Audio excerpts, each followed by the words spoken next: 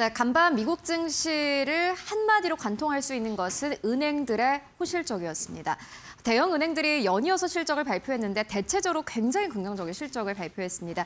결국에는 미국 경기가 탄탄하다라는 것을 미국 은행들의 실적을 통해서 알 수 있었습니다. 여기서부터 시작된 뉴욕 증시는 반도체주 랠리까지 이어졌는데요. 함께 만나보시죠. 먼저 엔비디아 같은 경우는 4%대 상승 나왔습니다. 브로드컴 1.3%대, AMD 2.5%대, 인텔의 경우에는 4.5%대, 텍사스 인스트루먼트 2.3%대 상승 나왔습니다. 엔비디아는 또 이슈가 있었습니다. HB200 수출이 시작된 것으로 보인다라는 보도가 나왔습니다. 여러 가지 미국의 고위 관계자들의 발언을 미뤄봤을 때 엔비디아 H200 수출이 이미 시작이 됐다라는 부분을 시장에선 추정을 했고요. 다만 이 물량은 굉장히 적은 것으로 나타났습니다. 시장에서는 일단 긍정적으로 해석을 했습니다. 중국 쪽으로 수출되는 물량 자체가 있다라는 부분에 대해서 큰 점수를 줬고요. 이에 따라서 주가가 아주 강력하게 탄력을 보였습니다. 그리고 무엇보다 엔비디아의 주가가 이렇게 아주 강력하게 상승할 수 있었던 이유는 결국에는 밸류에이션 매력 덕분이었습니다. 엔비디아의 실적은 계속해서 우상향 흐름을 보여주고 있지만은 주가는 이에 따라가지 못하는 상황인데요.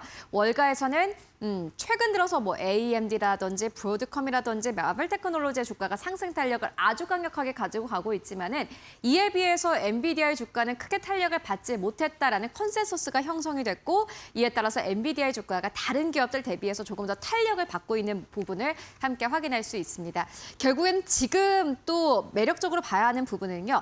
다른 기업들 대비해서 얼마나 올랐냐 그리고 얼마나 내렸냐를 함께 확인해 보실 필요가 있을 것 같습니다. 다만 IBM의 주가는 하락폭을 기록을 했습니다. 좀 큰 폭의 하락이 나왔는데요. 실적이 부진했기 때문입니다. 이에 따라서 주가가 좀 큰 폭으로 하락한 부분을 함께 확인해 볼 수 있을 것 같고요. 그리고 무엇보다 반도체주만 올랐던 것이 아니라 사이버 보안주가 상승 탄력을 보였습니다. IBM CEO의 발언 덕분이었는데요. IBM의 CEO는 이렇게 이야기를 했습니다. 지금 고객사들이 하드웨어와 보안 쪽에 돈을 쏟아붓고 있다라고 설명을 했습니다.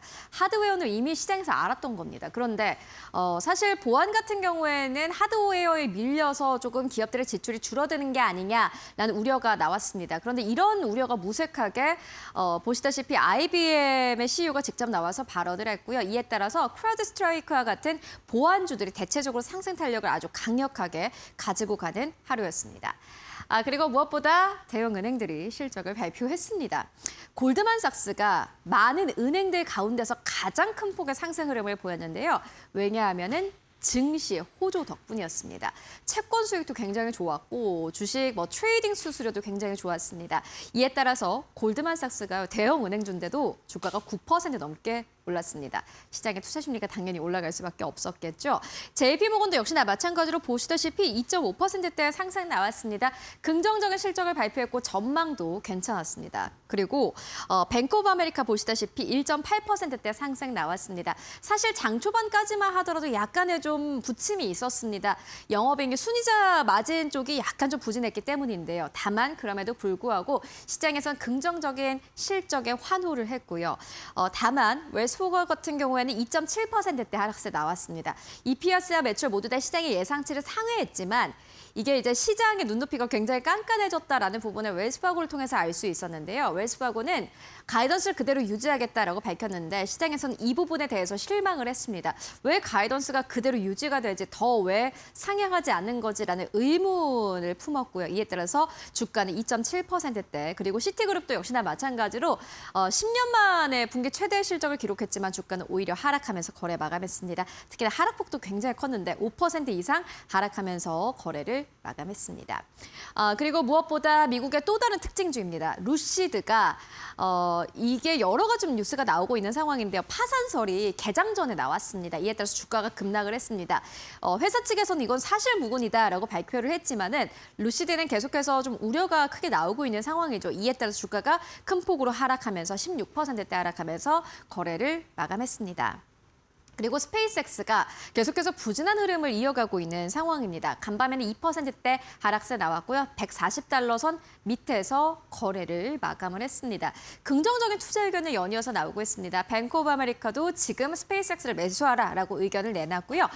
에버코어 ISI도 역시나 마찬가지로 스페이스X에 대해서 신규 투자 의견을 제시했는데 이 같은 긍정적인 투자 의견에도 불구하고 스페이스X의 주가는 오히려 하락하면서 거래를 마감했습니다. 그리고 무엇보다 애플의 주가가 보시다시피 0.77% 하락하면서 거래 마감했습니다. 키방크 측에서는 투자 의견을 하향 조정했는데요. 이에 대한 좀 여파가 있는 하루이기도 했습니다. 그리고 무엇보다 제약바이오 안에서도 약간 좀 희비가 엇갈리고 있습니다. 바이오젠 같은 경우에는 알츠하이머 치료제 임상 발표를 했음에도 불구하고 투자 심리는 좀 약화되는 모습을 보였고요. 이뿐만이 아니라 간밤에 보시다시피 대형 은행주들의 상승 그리고 반도체주들의 상승, 반도체 소부장 쪽에 상승 탄력이 강력하게 나오면서 제약바이오가 전반적으로 쉬어가는 그러한 흐름을 보여주기도 했습니다. 그렇다면 간밤 증시에서 어떠한 기업들이 특징적으로 움직였을지 세 가지 만나보도록 하겠습니다. 먼저 첫 번째 기업은 SK하이닉스입니다. 27% 넘게 올랐네요. 주식개탁 증서가 이렇게 긍정적인 흐름을 보여준 겁니다. 바클레이즈는 SK하이닉스가 1년 안에 2배 이상 오를 수 있다라고 설명을 했습니다. 결국엔 핵심은 HBM이었는데요. HBM 안에서 SK하이닉스가 가진 경쟁력 그리고 이 시장이 얼마나 커지는지에 대해서 집중을 했습니다.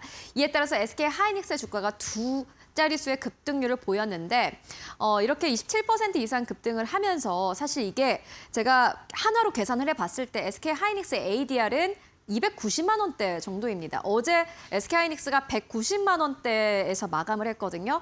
이 190만 원대와 미국 증시 290만 원대를 비교를 해보면은 SK하이닉스가 오늘 상한가를 가도 이 ADR의 주가에 못 미칩니다.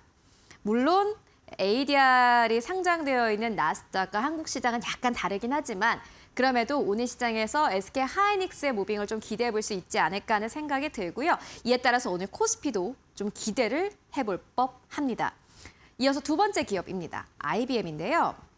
25% 이상 하락했습니다.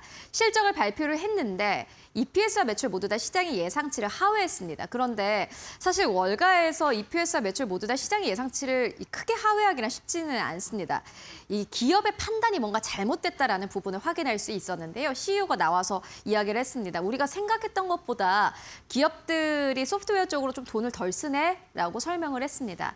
일단 좀 전체적으로 보면요. 결국에는 AI 사이클, 산업 안에서의 흐름을 보시면 될 것 같은데요. 집을 생각해 보시면 될 것 같습니다. 우리가 집을 잘 꾸미기 위해서는 일단 집이 있어야겠죠. 집을 매매를 하던 전세를 하던 뭐 어쨌든 구해야 되는 건데 AI도 비슷합니다. 결국에는 기업들이 AI를 활용하기 위해서는 하드웨어가 있어야 됩니다. 뭐 GPU도 있어야 될 테고 반도체도 있어야 될 테고 뭔가 하드웨어가 있어야 될 텐데 그 이후에 하드웨어가 갖춰진 뒤에 소프트웨어가 들어가게 됩니다. 이게 IBM을 설명해주는 대표적인 예가 되지 않을까 싶은데요. 결국에는 기업들은 소프트웨어 쪽으로 현재 지출을 좀 줄이고 있는 상황이고 이 돈을 가지고 하드웨어 구매를 먼저 하고 있는 상황입니다. IBM은 이 단계를 우리가 잘못 생각했다라고 표현을 했고 이에 따라서 주가가 보시다시피 25% 이상의 급락 흐름이 나왔습니다. 그리고 골드만삭스입니다. 9%대 급등 나왔는데요. 당연히 실적 좋았고요. 무엇보다 트레이딩 수수료가 굉장히 긍정적이었습니다. 이에 따라서 보시다시피 주가가 상승 탄력을 아주 강력하게 가지고 갔습니다. 이렇게 세 가지 특징 좀 만나봤는데 오늘 시장을 정리해 볼 수 있는 한마디 가지고 왔습니다. 일단 뭐 기업들 간의 희비가 약간 엇갈리긴 했지만 결국에는 많은 외신에서는요, 이 CPI와 관련된 투자 의견을 인용해서 오늘 시장을 정리를 했습니다. 인플레이션 완화는 일시적일 수도 있다라고 설명을 합니다. 오늘 새벽 5시, 한국 시간으로 5시부터 미국과 이란 간의 또 공습이 다시 시작이 됐는데 이것만 보더라도 인플레이션이 다시 격화될 수 있다는 부분이기도 합니다. 다만 그럼에도 불구하고 일단 CPI는 완화된 것으로 나왔고요. 6월 CPI는 이달 말 연준이 금리를 동결할 수 있는 명분을 제공할 가능성이 크다라고 설명을 합니다. 결국에는 시장의 투자 심리가 이렇게 안정세를 찾아갈 수 있었던 이유는 CPI, 소비자 물가 지수 덕분이었습니다. 지금 시장에서 가장 걱정하는 것은 인플레이션입니다. 인플레이션이 격화되게 되면은 아마 AI 기업들의 지출도 줄어들 수밖에 없는 상황이기 때문인데요. 그렇기 때문에 6월의 CPI가 시장에는 아주 큰 훈풍을 가져다 줬다라고 설명을 할 수 있겠습니다. 네, 지금까지 현지 시간 화요일 시장 함께 정리해보고 왔습니다.